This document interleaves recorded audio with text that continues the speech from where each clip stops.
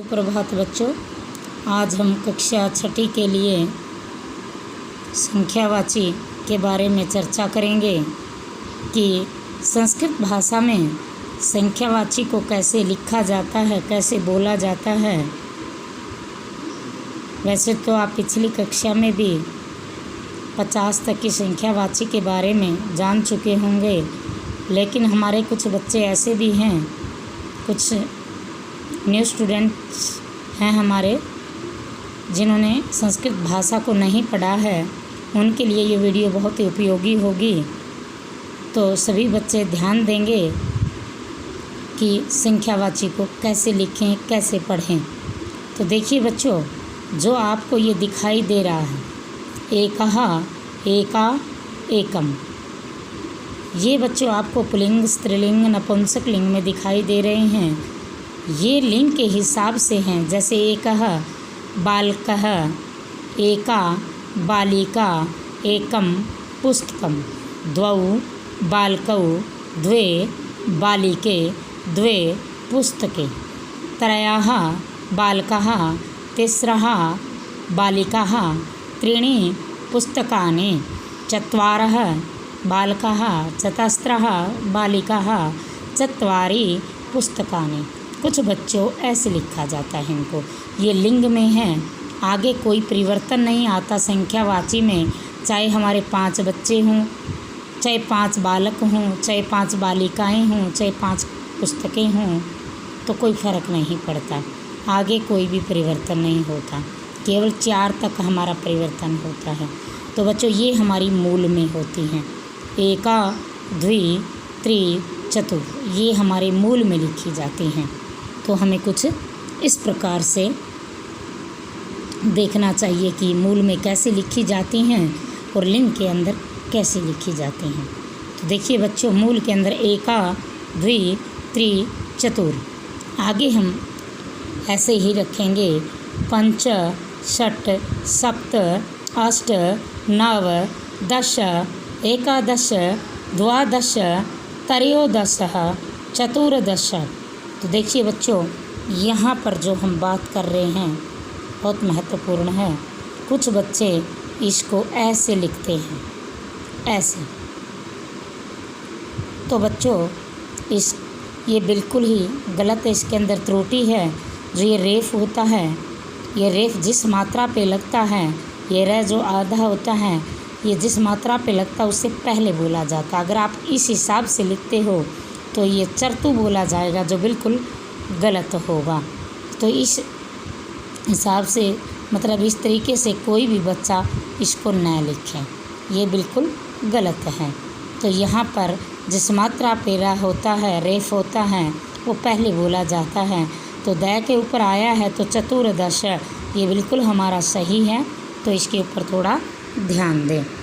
आगे देखिए बच्चों, आगे पंचदश, षोडश, यहाँ पर भी कुछ बच्चे गलती करते हैं, ड के नीचे हलंत लगाते हैं। तो ये भी गलती न करें। सप्तदश, आगे देखिए बच्चों, अष्टादश, अष्टदश। तो यहाँ पर आप इसी हिसाब से भी लिख सकते हो, इस हिसाब से, दोनों बिल्कुल आपके सही होंगे, कोई भी गलत नहीं होगा। आगे देखिए बच्चों, आगे नवदश, नवदश है, ये बिल्कुल सही है। एकोनविंशति ही, विंशति हमारा 20 होता है बच्चों। आप ये सोचोगे ये विंशति यहाँ पर कैसे आ गया।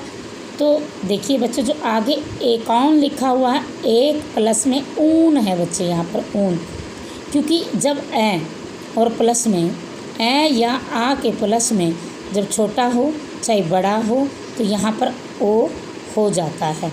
क्या हो जाता है? ओ हो जाता है। तो इसलिए हमारा ये एकोन आपको दिखाई दे रहा। और एक ऊन का मतलब होता है एक कम, यानी किस में से? विंशति ही में से, यानी 20 में से। तो बच्चों, इसलिए लिखा गया है।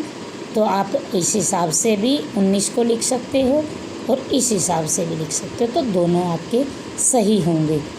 आगे देखिए, विंशति ही, एकविंशति ही, द्वाविंशति ही, त्रयोविंशति ही। ये बच्चे सारे संधि के हिसाब से परिवर्तन आते हैं यहाँ पर। तो आगे आप 7वीं कक्षा में इसके बारे में जानोगे जब आपको संधि सिखाई जाएंगी। आगे देखिए, ये जो बच्चे चतुर हैं, यहाँ पर वी के ऊपर ये रे फिर आ गया है रे। देखिए यहाँ पर गलती ना करें, यहाँ पर न लगाएं, आगे वाली मात्रा पे लगाएं। ठीक है। पंचविंशतिः, षड्विंशतिः, सप्तविंशतिः, अष्टाविंशतिः। यहाँ पर आप अष्टविंशतिः भी लिख सकते हो, अष्टविंशतिः भी लिखते हो, बिल्कुल सही होगा, कोई गलत नहीं होगा। नवविंशतिः। कुछ बच्चे देखिए यहाँ पर भी थोड़ी ध्यान देने योग्य बात, हम वापस विंशति पे चलते हैं। कुछ बच्चे ये जो हमारा अनुस्वार लगा हुआ है, कुछ बच्चे मर्जी आई वहीं पर लगा देते हैं, जैसे हमारे ये यहाँ पर लगा देते हैं कुछ बच्चे यहाँ पे लगा देते हैं। तो बच्चे बिल्कुल मात्रा के ऊपर आना चाहिए, क्योंकि हमने क्या बोला, विंशति ही। ये देखिए यहाँ पर नासी के यहाँ पर आवाज़ आ रही है हमारी विंशति ही। अगर आप यहाँ पर लगाते हो तो विशंति ही, कुछ इस हिसाब की आवाज़ आएगी तो बिल्कुल गलत होगा। तो अनुस्वार को भी सही स्थान पर लगाएं। तो ये नहीं है कि हमारी मर्जी होती है कि ये अनुस्वार जो है ये मर्जी आई कहीं लगा दें, तो बच्चे ये बिल्कुल गलत होगा। जहाँ पर इसका स्थान है वहीं पर लगाएं। तो ये भी ध्यान देने योग्य बात है। आगे चलिए बच्चों, नवविंशति ही, 59, वही आ गया कि 30 में से 1 कम, तो 29, तो वही रहेगा, आगे भी ऐसा ही रहेगा। तो 30 को बोलेंगे बच्चों 63। ये भी मैं बार बार कह रही हूँ, तो ध्यान दें, अनुस्वार को सही स्थान पर लगाएं। आगे 163, 263, 363। देखिए बच्चों यहाँ पर ये जो ये कोई भी हो, श हो, ये वाला हो, र हो, ये बच्चे विसर्ग ही होता है। क्या होता है? विसर्ग ही होता है। तो ये जो हमारा 33 है, 33 यानी 34, विशेष ध्यान दें, इस पे विशेष ध्यान दें। और एक विशेष ध्यान आपने यहाँ पर भी देना होगा, 23, 24 यानी 23, 24 पे, और 33, 34 यानी 33, 34 पे। तो ये थोड़ा बार बार अभ्यास करें, इसमें गलती न करें। 35, 63, आगे बच्चों एक जैसा ही रहेगा।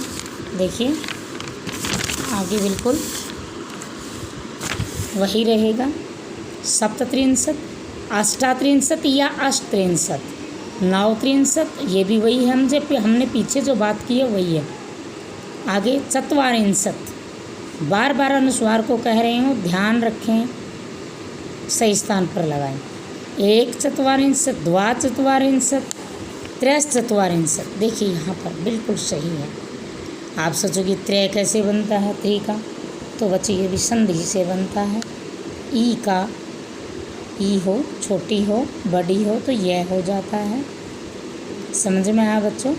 यण संधि से होता है बच्चों। बार बार कह रही हूँ, जब भी आपको संधि सिखाई जाएगी तो नियमों को बताया जाएगा, आपको पता भी चल जाएगा। तो ई का है ए होने से, ई का ए होने से त्रय बनता है बच्चों। ठीक है, 3, 44 दोनों में से लिख सकते हो। 44, यहाँ पर आप विसर्ग लगा के आगे 44 लिख सकते हो, लेकिन शिरोरेखा विसर्ग से मतलब क्रॉस नहीं हो पाए, मतलब इसके ऊपर से नहीं लगानी है, विसर्ग को पार नहीं करनी चाहिए। इधर 44 लिख सकते हो आप, इस हिसाब से भी लिख सकते हो, इस हिसाब से। 45, 46, 47, अष्टिया 48, 49, और बच्चों ये भी वही है 50। आप अभी 50 तक ही आपने बार बार अभ्यास करना है संख्यावाची का, तो कोई मुश्किल नहीं है। जो बच्चे पहले पढ़ चुके हैं वो अच्छे से दोहराई करें, बार बार अभ्यास करें। और जो हमारे कुछ न्यू स्टूडेंट्स हैं उनको भी इनका बार बार अभ्यास करना चाहिए बच्चों। कोई भी मुश्किल नहीं है, बहुत ही आसान हमारी संख्यावाची है संस्कृत भाषा के अंदर। तो बार बार अभ्यास करें। इति ओम।